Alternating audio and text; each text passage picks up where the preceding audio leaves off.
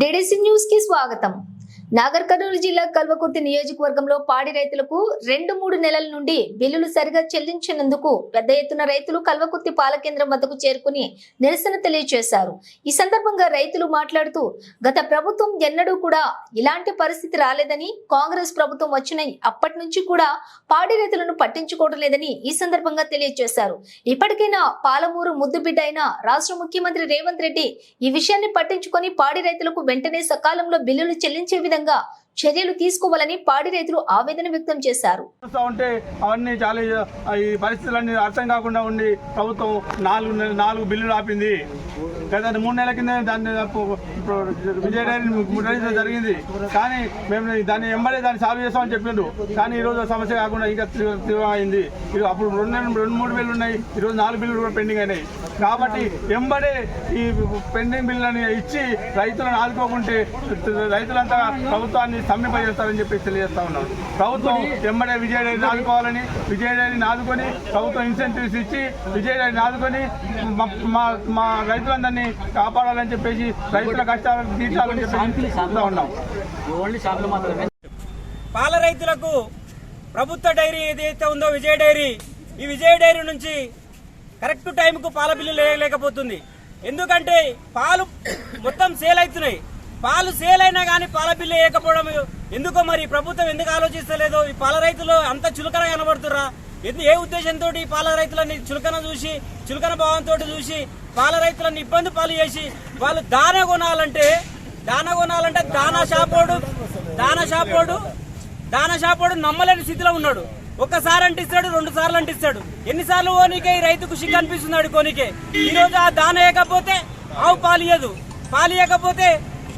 ఆవు పాలియకపోతే మళ్ళీ ఏం చేయాలరా బాయ్ అని చెప్పేసి ఆ పాల రైతు ఎప్పుడు ఇబ్బంది పడుకుంటూనే ఉంటుండు.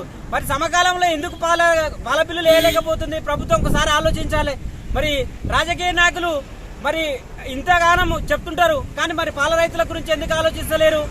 అదేవిధంగా ఈరోజు పాల రైతులు, ఇంతకుముందు ఒక మిత్రుడు అన్నాడు, పాల రైతులు ఎవరైతే ఉంటారో వాళ్ళు పాలు పోసేది ఆపేయాలి. రాజకీయ నాయకులకు కానీ ఉద్యోగులకు కానీ. అదే ఉద్యోగుడు ఒక్క కాలు చేస్తే, ఒక్క పిలిపిస్తే అందరూ కథన రంగంలోకి దుంకి వాళ్ళు ఉద్యమం చేస్తారు. పాల రైతులకు అన్న కిషోర్ అన్న ఎన్నిసార్లు తిరుక్కుంటూ ప్రతి గ్రామంలో తిరిగినా కానీ వీళ్ళకు చీవగుడినట్టు కూడా లేదు. మరి 3-4 బిల్లులు పెండింగ్ లో ఉన్నాయి. 3-4 గంటల ఒకరొకరికి 40,000 నుంచి 50,000 ఒక బిల్లుకు, అంటే సుమారుగా 1,50,000 2 లక్షల మధ్యలో బిల్లులు ఎంగబడినా కానీ ఆ బాధను దిగమింగుకుంటున్న రైతు కానీ మరి చేయాలి, పాలు బిల్లులు వేయించుకోవాలి, కరెక్ట్ అయిన టైంలో పాల బిల్లులు వేయించుకోవాలనే ఉద్దేశం అయితే లేకుండా ఇంత నిర్లక్ష్యంగా వివరిస్తూ మరి ఇప్పుడు అధికారులు ఎవరైతే ఉన్నారో పాల రైతుల సమస్యలను పట్టించుకొని పాల రైతులకు త్వరిగతిగా పాల బిల్లులు వేస్తే బాగుంటుంది. అదేవిధంగా రేవంత్ రెడ్డి గారు ముఖ్యమంత్రి అయినాక కొత్త రేవంత్ రెడ్డి ఎప్పుడైతే ఈ కాంగ్రెస్ పాలన అధికారంలోకి వచ్చిందో 7-8 నెలల నుంచి కరెక్ట్ పాల బిల్లులు వాడట్లేదు. ఎందుకంటే మరి ఎందుకు నిర్లక్ష్యం చేస్తుందో మరి ఇది ఎందుకు అర్థమైతలేదు. అంతకుముందు టీఆర్ఎస్ ప్రభుత్వం ఉన్నప్పుడు బిల్లులు ఒక 5-6 రోజులు 7-8 రోజులు లేట్ అయినా కానీ బిల్లులు వేసేది. మరి కాంగ్రెస్ ప్రభుత్వం ఎందుకు ఆలోచిస్తుందో మరి. ఈ పాలమూరు జిల్లా వాసే ఈ ప్రాంతంలోనే పాలు ఎక్కువ ఈ రాష్ట్రానికి మొత్తం సప్లై అవుతుంటాయి. సుమారుగా 2,50,000 నుంచి 3 లక్షల లీటర్లు ఇక్కడ నుంచి సప్లై అవుతుంటాయి. మరి ఎందుకు ఆలోచిస్తలేరు? మరి ముఖ్యమంత్రి ఈ ప్రాంతం ముఖ్యమంత్రే కాబట్టి దీనిపైన ఆలోచించి నిర్ణయం తీసుకొని పాల రైతులకు మేలు జరిగే విధంగా చూడాలి. చూస్తేనే పాల రైతులు ఆనందం కనబడుతుంది. పాల రైతులు ఈ రోజు ఆవులు ఒక్కొక్కటి 1,50,000, 1,20,000, 1,30,000 తెచ్చి కొంటురు. కొని ఆ పాలు పోసినాక అప్పుడప్పుడు దానికి ట్రీట్మెంట్ చేయడానికి కూడా మెడికల్ షాప్ పోతే కూడా మెడికల్ షాప్ నమ్మలేని స్థితిలో ఉన్నాడు. మరి అది మళ్ళా ట్రీట్మెంట్ కరెక్ట్ అయిన సమయంలో చేయకపోతే అది కరెక్ట్ పాలియదు, ఆ సంగమాపు వస్తుంది, అన్ని తిప్పలు అవుతుంటాయి. అన్ని దీన్ని దృష్టిలో పెట్టుకొని ప్రభుత్వం ఆలోచించి త్వరిగతిన బిల్లులేసి రైతులను ఆదుకోవాల్సిందిగా కోరుచున్నాం.